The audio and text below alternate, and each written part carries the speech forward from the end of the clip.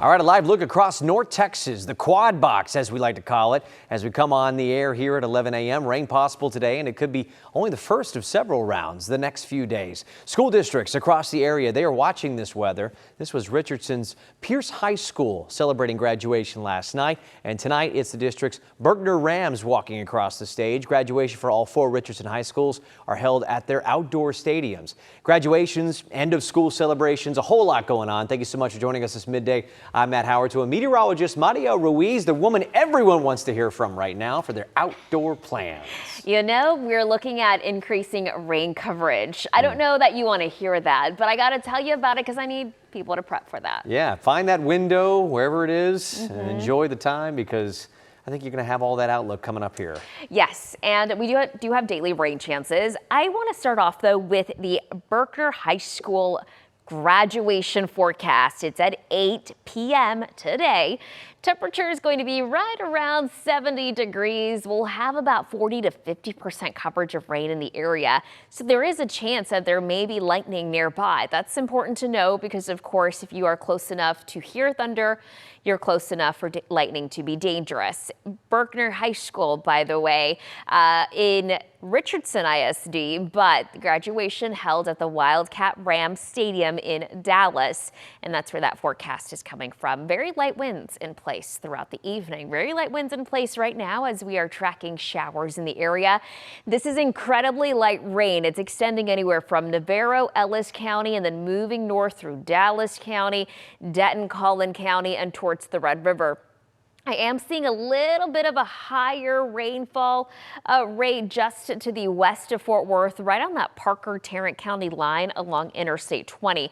Otherwise, we are looking at just some really cloudy conditions. This is what I'm watching, though. I'm watching this. You see that cluster of rain near Abilene? That's what's going to move in closer, and that's what's going to really kick up our rain coverage for this afternoon. That's why, as you see the afternoon coverage here, 50 to 60% as those storms move in. Temperatures right around the mid 70s, around 4, 5, 6. We are talking about how this is going to transition out of the area tonight, but daily rain chances at least through Memorial Day. I'll show you what that looks like coming up in just a little bit so you can plan around it. But for now, a check of your roads with Stacia. Stacia, a little bit of rain out there. Yeah, just a little bit of damp roadways, like you said, Marielle. So we're starting with cloudy skies across I-30 at 2nd Avenue. You can see traffic not moving very quickly. We're used to that here, though. And just looking at your map, there are a couple of areas I want to point out if you are getting ready to head out the door. We're starting over in Denton County. You have slower traffic as a result of a little bit of road work. This is 35W affecting the southbound lane as it's coming off the 35E, 35W split. Continuous road work going on there as they are widening that section of the interstate. Also looking at this, not really causing any type of slowdown, 35E at Valley Ridge in Louisville. They've been working on this portion, though, since early this morning when they had a couple of different accidents there. And it looks like, honestly, they're hopefully picking up for the day. Once it starts to get wet, there's not a whole lot you can do, but that was not planned. Here's a look at your satellite radar over our traffic map, and you can see you have a lot of wet roadways across DFW. Real quick, I just got to point this out because it is one of the busiest travel days for the holiday weekend. If you can head out the door pretty soon, you have a better chance of beating traffic. And if not, maybe you can leave earlier tomorrow morning. But here's a look at the busiest and least busiest times on the roads. Matt? All right, know before you go. Thank you so much, Stacia. It's the last day of school for many North Texas districts, as we've mentioned, including Everman ISD, where we saw a special tribute today. Students wore blue in memory of Noel Rodriguez-Alvarez, the little boy's favorite color. Noel was last seen alive in 2022. Last week, officials found his remains in the backyard of a home where his family once lived. We spoke to his former foster mother about the moment his remains were found. It was shocking, and I said, Noel, we love you, baby. We love you. I'm glad that you was found. Noel's mother, Cindy Rodriguez-Singh, faces charges in his death. There are also active warrants out for his stepfather, who officials believe is still in India after fleeing the country. Happening now, a Dallas Parks Committee is meeting, and on the table, budget cuts. The city asking the Parks and Rec Department to slash millions of dollars, impacting services. Our Chris Sadeghi is live with those details. Chris.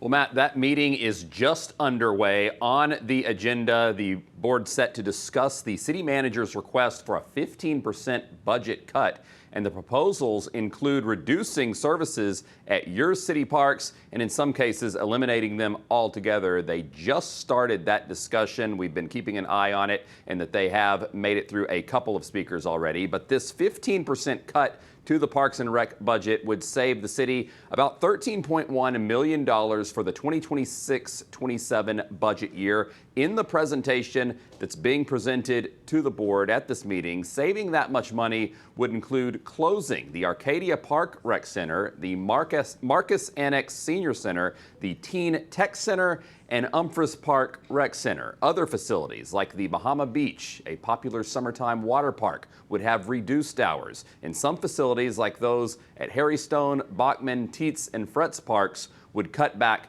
to 4 days a week. Services for upkeep at the park facilities would also be slashed, with park mowing, litter pickup, and paint services also seeing reductions. We just heard from a couple of speakers at the meeting, and one of them acknowledged that the board has to be very careful with any city services that get cut, especially with how it affects neighborhoods. If we move forward, and again, I am supportive, I think residents need to expect strong guardrails in this, because this could create some angst in particularly some of our smaller neighborhood parks. And all of these proposed changes being discussed at the meeting, even if approved, would not take effect until the next fiscal year. But we are still months away from a final budget going before the city council for that final approval.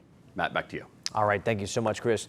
Dallas police need help finding two people seen running from the scene of a shooting outside a Deep Ellum club. You see the two people, one dressed in a gray top, another in a blue top. 5 people were hurt in the Cinco de Mayo shooting. They are recovering right now. But if you do recognize the two people that you see on your screen, give Dallas police a call. New fallout from President Trump's fund to compensate his political allies using taxpayer dollars. A new lawsuit seeking to stop it. And some congressional Republicans say they are looking for ways to put guardrails onto the plan. ABC's Karen Travers reports.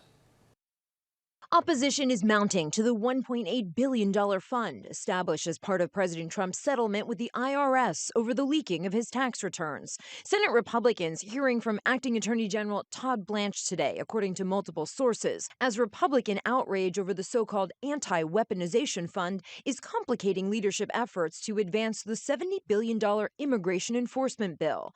Multiple people familiar with the negotiations confirmed to ABC News that some Republicans are considering including guardrails for the fund as they work on revisions to the bill. It sends a signal, hey, go breach the Capitol, destroy the building, assault police officers, you may even get compensated for someday. That's absurd. The Department of Justice says the fund is aimed at compensating people President Trump claims were mistreated by the Justice Department during President Biden's time in office. People were destroyed. They went to jail. Their families were ruined. Some of the people who went to jail were people who attacked police officers during the January 6th riot at the Capitol. Now, 2 of the officers who helped protect the Capitol during the riot are suing to stop the fund, calling it a taxpayer-funded slush fund to finance the insurrectionists and paramilitary groups that commit violence in his name. We're not asking to be compensated for this. We're asking for this to be stopped. Blanche has publicly defended the fund on Capitol Hill and hasn't committed to setting a policy to ban money from going to anyone who assaulted police. Blanche says a commission will decide who gets payouts from the fund, but Blanche will appoint the members of the commission and the president will oversee it. Just to be clear, people that hurt police get money all the time. The terms of President Trump's settlement with the IRS were expanded to end all IRS audits of the president, his family, and his businesses. The president says he had nothing to do with the settlement. Karen Travers, ABC News, the White House. Okay, so right now 3 very serious viral diseases are currently in the news. Ebola virus, Hantavirus, and the West Nile virus. Each can be lethal, and travel warnings need to be heeded. Our medical expert, Dr. David Winter with Baylor Scott & White, joins us right now with the facts to ease the fear a bit here. Dr. Winter, what is your advice on these diseases? I know that a lot of them are being monitored, some in our country, the Ebola virus in Africa. Talk to us a little bit about that. Yeah, let me first talk about Ebola. The last major epidemic was 2014, 2016, lots of deaths. Then Ebola went away. It's come back the last couple of months over in Africa. In fact, in Central Africa, right here in the Republic of Congo, Sudan, and a couple of the surrounding countries. So far, 600 people have come down with it. About a third of those people are expected to die. This thing comes from bats, but once it gets to the human race, it spreads rapidly from one person to the next. So far, fortunately, it's only in Africa, not in this country at all. And hopefully it stays that way. But also, we're talking about the Hantavirus here. We know that there was little concern, I think, shown from medical professionals who are contact tracing here in the U.S. and also abroad. What's the latest on the spread of that? Yeah, that disease started in actually Argentina, the tip of Argentina, on a cruise ship that went all the way up toward Africa. And along the way, the hantavirus came out. They think they came from Argentina. They think they came from rats. 3 people died. Of the 150 people on that ship, they all now are being scrutinized. In fact, 18 in America quarantined because the incubation period can last 7 to 8 weeks. So far, those 18, only 1 is positive, and that person has minimal symptoms. But this is also going to be a bad disease. Correct. Obviously, if it grows into something that we can't control or it gets bigger than it is right now, that would be for concern. The Hantavirus, though, it does exist in our country, does it not? I mean, the wife of actor Gene Hackman, I believe, passed away from last year from the Hantavirus. And I think that's why people know that and why it's in the news. Walk us through about how you would get it and how you can keep yourself from getting it if you were coming into contact with, I believe, rats is probably going to be your answer. Yeah, Gene Hackman's wife came down with it. Supposedly she was cleaning up some rat mess in her house in New Mexico. That's where hantavirus lives in our country, in New Mexico, Colorado. Not very many, about a dozen cases a year. Most of those are mild, but it can be serious. So be careful around rats because that's where you get it. All right, what about West Nile virus? It's the summertime. We're going to start seeing more mosquitoes approach us. Or it's not the summertime now, but it will be very, very soon. But obviously, what kind of disease does that cause? And obviously, what should we do to protect ourselves? Yeah, West Nile virus is wherever mosquitoes are, which is most states in this country, in fact. It starts off with headaches, sore throat, muscle aches, fever, chills, then can go on to abdominal pain, vomiting, diarrhea, then rarely causes neurological symptoms, tremors, convulsions, even paralysis. Now, most folks actually have no symptoms, but it can be bad. We get that from the mosquitoes. We don't spread it from person to person, but be careful with mosquitoes right now because that's where you get West Nile virus. All right, so one last question here. How can we protect ourselves in these times, obviously, with these virus, not necessarily always amongst us? West Nile virus is something that we always have to deal with. I know you'll probably say to wear long clothing, you wear insect repellent, try to avoid going out in the evening times. But what about just the other two? Ebola is in Africa primarily, but hantavirus is being monitored elsewhere in the States. Yeah, you got it. I think no one should be traveling to Central Africa right now till this thing settles down. That's a terrible disease.